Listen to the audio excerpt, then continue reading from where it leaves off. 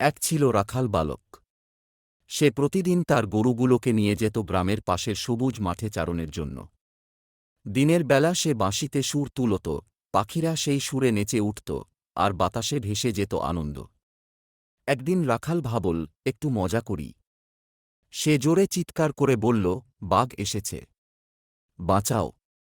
গ্রামের লোকজন দৌড়ে এল গরু ও রাখালকে বাঁচাতে। কিন্তু এসে দেখে কোথাও কোনো বাঘ নেই। সবাই রেগে ফিরে গেল। রাখাল হাসল, মজা পেল। এভাবে সে কয়েকদিন একই মজা করল। কিন্তু হঠাৎ একদিন সত্যিই বাঘ এল। রাখাল ভয় পেয়ে চিৎকার করল, বাঘ এসেছে, বাঁচাও! কিন্তু এবার কেউ এল না। সবাই ভাবল, এটাও মনে হয় মিথ্যে। বাঘ তার গরুগুলো নিয়ে গেল। রাখাল কাঁদতে কাঁদতে বুঝল, মিথ্যা বলা যে কত বড় ক্ষতির কারণ হতে পারে।